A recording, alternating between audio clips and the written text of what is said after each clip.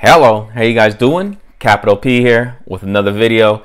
Today we're going to do something totally different, something I haven't done before, something just a little informative, and we're going to talk about group breaks, sort of the 101 on group breaks for those of you haven't done one before, are new into the hobby, have heard of the term but haven't participated, and just, for those of you you're a little on the fence to decide, you want some information to ease your mind. We're going to go ahead right now. I'm going to give you some information on group breaks that I participate in, what I know. Now, what I put out, what I say today is not the end all and be all. It's just my information on it. Just like any of y'all, it was hard for me to get in at first. When I first started getting back into collecting, I had to learn on my own and, just see things, try things out. And along the way, I've learned what I like, and then I learned what I don't like. And, I pretty much do what I, buy through who I like now. And yeah, so that's what we're going to talk about. I'm gonna give you some terms, maybe some terms you're not familiar with, get you familiar with those terms. And as I go along, as I explain things, we're going to browse through some cards. But to get started, we have a package through a group break right here. So we're going to open this, and as I go through it, we'll see what I got, and then explain a little bit how I got these, what I did, or what I did, just purchased it basically, but just give you a little information on it. So this package right here is from Firehand Cards. They're who I use a lot for group breaks. Now there's plenty good out there. I use a lot of guys. I'm not going to name everyone out there. There's so many, so sorry if I leave your name out, but like Instagram, I use 101 Card Shop, Pat's Card Shop. There's YouTube you could use, Snodzilla, Eloy, plenty good on there. And then, the websites, the big guys such as Firehands and Layton, who I've used. Like I said, there's so mmany more. Sorry if I didn't include your name. There's just so many to try. You can't try them all. It's like you stick with a few you feel trustworthy and comfortable with, and you stick with them. So anyways, I've stuck with Firehand Cards for most part. This was a group break I was in. It was a mixed box. So it was a random teams. We'll get into random teams. So this is random teams. So when you hear the term random teams, it's basically pretty self-explanatory. However many teams are available, you buy in whatever the X amount of dollars may be. Let's just say 20 bucks, 32 NFL teams. And basically, once 32 is sold, they random up 32 names, random up all 32 NFL teams, and then match you up. Now, people decide a different way to random. I like when people use random.org, and that's how most do, random.org, and then you'll get matched up with your team. This was a box mixer. I got random up with the Kansas City Chiefs, and it had like some 17 product, 18 product, but I will just go through it. So got a Tyreek Hill out of Absolute. This is numbered 77 out of 100. And then we got a Patrick Mahomes out of Prism, silver, out of 17, rookie. So that's good to get that. Look like we got some base here. Let's open this real quick. Got a Kareem Hunt, a Derek Nandy, this year's Prism looks like. Nice, a Travis Kelce, Vanguard, and then Immortals Curly Cut. And that's numbered. And we got a Kareem Hunt rookie as well out of Prism. And then we got another Kareem Hunt auto. So that's cool. Rookie Contenders. I think this cost me honestly 20 bucks. Oh no, this was 50. I'm mistaken. This was a $50 mixer, and I got that for 50. Now with random teams and most group breaks, it's all a gamble. So you guys, when you put your money forward and you buy in, be prepared to come away with nothing. The most I've ever spent come away with nothing was National Treasures basketball. I spent $120 on a random team. It was random teams, and I forgot what team I got random up with, but I got random up with a team, of course, and I didn't hit nothing. So that sort of left a sour taste in my mouth. When you get something like that, you're really mad. But you win some, you lose some. So random team, that's how it works. Baseball, basketball, football, whatever it may be. That's pretty much the term random teams. Okay, so they're gonna random up however many participants are in it, and then random up the teams and match. That's who you match up with. All right, now on to pick your teams. You may have heard the term pick your team, PYT. What that means is pretty much self-explanatory as well. You're going to pick your team. The breaker, I don't know how they come up with their pricing, but of course, there's some formula they come up with. let's just say Prism, since that just came out, Football Prism. You know, each team is going to cost a different amount. So the teams with the least amount of hits, or the least wanted rookies, are going to cost the cheapest. The teams with the bigger rookies and most rookies are going to sell for more. So just like the Browns, if you're in a pick your team, the Browns are going to be a pretty expensive team. And we're just stick with football since it's football season. The Giants, since they have Saquon Barkley, they're going to be an expensive team. So, you know, those teams might be $150, $200. I don't know exactly. I'm not sure the price right now. I like random teams because I like the chance of getting random up with a big team. But, you know, you can get random up with a lesser team as well. But that's just all part of the gamble. But once in a while, I do pick your teams, and I mostly pick the Seahawks, since that's who I see personally collect. And Seahawks, the last couple years, have been a pretty cheap team, not too expensive. So, you know, depending on the product, of course, you know, they're typically around 20, 30, 40 bucks. I've never had experience buying $100, $200 team and not hitting, because, you know, none of my personal teams aren't that. And if I want a chance at the Giants or Browns, I'll do random team. I won't buy them. But that's pick your team. So every team will come with a predetermined price. And then, yeah, so you're in a case of 2018 Prism. You pick the Browns. Browns are your favorite team, so you go ahead and buy it for $200. So anything Browns, you'll get in that case for $200. You may come out with $20 with the product, or you may get lucky, hit a Baker or Nick Chubb, and, you know, come away with $300. It's all a risk. It's all a gamble, as you guys know. But that's when you hear the term PYT, or pick your team, as far as breaks. All right. Now on to draft. So you may hear the term draft or team draft when it comes to breaking. So what that means is a draft is they'll random up the names, all the participants, just the participants in a draft break. And let's just say there's 30 participants. They random up 5 times. Whatever team is on, or whatever name is on top, is who will draft first of the teams available. So let's say, once again, we'll stick with 2018 football Prism. So let's say we're in a Prism break, and it's a draft break, and they random up all the names, just the names. All the teams are available for anybody to pick.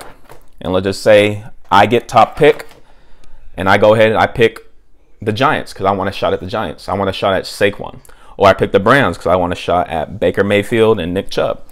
That's how it works. Or, hey, I could pick the Seahawks because that's my favorite team. The next player could pick Arizona Cardinals because they want Rosen. That's their favorite team. And there's the third place, and they love the Cowboys. They're a Cowboys fan, so they stick with Cowboys. You could be fourth, get lucky, and the Giants could fall to you there. You might not have a particular team you're looking for. Speaking of Giants, you could be like, you know what? I'll take the Giants. They got Saquon. They got Kyle Aletta. Some expensive players. They fell on me at 4. Luckily, the 3 people in front of me didn't pick them. They had other thoughts, so they stuck with it. So, hey, you get lucky, and you get the Giants at 4. And now, typically, you know, if you fall all the way to 32, you're probably going to end up this year stuck with something like Titans or Vikings or something. But that's just an example of how team draft works. Or it could be player draft. Same thing for just players. All right. So moving on, random numbers. This is a good one.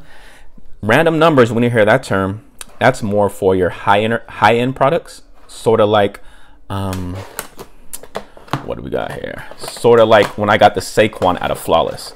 Since Flawless is such an expensive product, you know, $1,200 for a box. I think $2,500 for a case. Here's Flawless. And as an example, in Flawless, no cards are numbered higher than 25. So 26 through whatever, there's nothing available. It's all 25 or less. So typically what they'll do in that, how I got the Saquon, if you guys remember that, I got the one spot, is the number on the left side of the serial number. So this number, everybody, you know, from 1 to 25, so there'll be 25 buy-ins. We're just using Flawless as an example. It could be a one with 99, who knows? But we use Flawless as an example. So 25 spots. It's only 25 participants, 25 numbers, and you get, basically, they random up the numbers, they random up the names, and whatever number you get random up to, 7, 9, 13, 22, that's your number. And like with the Flawless Saquon, I got numbered up with 1. So any cards they pull in that product, you'll get that. So if it's 1 out of 10, 1 out of 15, 1 out of 20, you'll get that. When I got the Saquon, of course, it was a 101, so I got that. I was in another flawless break, and I got numbered up with spot 11. So any cards 11 out of 25, 11 out of 15, 11 out of 20, I would get. This was an 11 out of 25 Ezekiel, so I got lucky, and I did hit again. Just yesterday, I was in a break of flawless basketball. That's once again 25 spots. I hit spot 8 and I didn't hit anything, so 80 bucks down the drain. So like I said, I've won some, excuse me, I've lost some. We hit the big Saquon, we hit Ezekiel, we got the Marcus Allen 1-on-1 as well. But yesterday I got a good spot, 8, that's pretty good. Anything, you know, 10 or lower numbered, but just they pulled nothing out of 8. So that's how random numbers work, typically for the higher end product, because there's not a lot of cards. And random teams don't really work too well with that, so they do random numbers. That's the way that works. All right, then there's random spots, just random spots. This one I don't do too often, and random spots is more for products like memorabilia. So bats, gloves, some shoes, football, mini helmets, stuff like that. So with random spots, from what I've seen, like I said, I haven't done too many of those, but I participate in 1 or 2. Is, let's say it's a box and it has like three memorabilia items in it: a glove, a bat, and a baseball. All right, but let's say there's 15 participants, but only 3 pieces of product. So the guy, he'll random up, or he'll open up the product. All the participants will be in a random organizer like random.org. Let's say there's 15 names, just as an example. And then he'll open up the product, and then so he'll open up the product, show the items, and then he'll type it in, random.org next to the names, or in a separate spreadsheet. So let's say it's a Alex Rodriguez signed baseball, Ken Griffey signed bat, and a Randy Johnson signed glove. And then he'll random up the names, random up the items, and it could be 3 items, it could be 10, it could be all 15. I mean, it just depends. But we're just using 3 as an example. Or let's just say even it's 15 items. It's 15 between balls, bats, and gloves. All right, let's change it up. And then so whoever you get matched up with, so he'll random the names. And, so you random up on the left side with the names, random up the items on the right side, and then bow, whatever place, whatever you match in order 1 through 15 is the item you'll get. So that's more for random spots for items like that. It could be for cards as well. Could be for cards. I see it more in memorabilia items. But yeah, so that's how that works. And then fillers, if you ever heard that term, fillers. Fillers is when they can't really fill a break. Breakers, they can't fill a break. So they gotta, let's say, a spot is $20, and they want to break it. It's not getting much movement. They want to break it now. So instead of like giving the spots away for free, they'll charge 10 people at $2 a piece.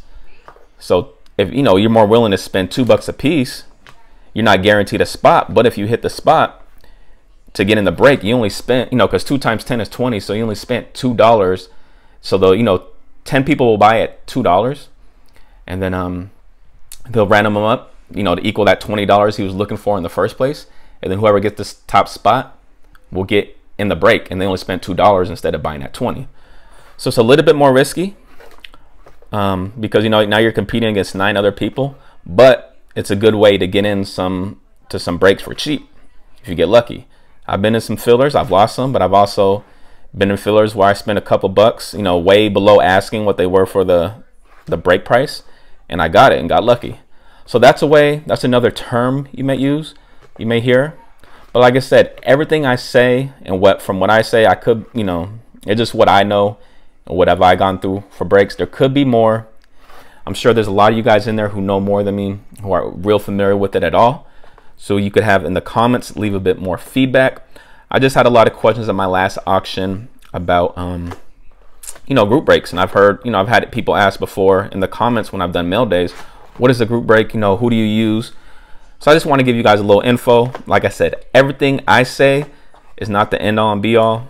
There's a lot more out there. People know so many breakers. I just have my particular I use. I'm sure there's so many good ones. So you guys in the comments can leave those names. But like I said, who I like Firehands as far as trustworthy. I know it's hard to trust people out there. That's the big thing, you know, who you give your money to. Who I could vouch for, I use Firehand Cards, and then on Instagram, One-on-One Card Shop majority of the time. Pat's Card Shop, those are the guys I use. I've used other guys, so sorry if I forget your names, not mention it. But you know, it's just off the top of my head. I have no scripts, I'm just going off the top of my head. But yeah, there you guys have it, just showing you a little cards as well. Look forward to it. We're going to probably have another auction next week, so give you guys a little taste of what could be in there. I said this is just football. I haven't showed basketball. Didn't have enough time to go through the basketball side, but you know, there'll be some basketball available as well. But yeah, if you guys have any questions in the comments, feel free to ask questions or add a little bit more to what I said. If I missed anything, feel free to comment. But thank you guys for watching. I'll see you next time. Peace.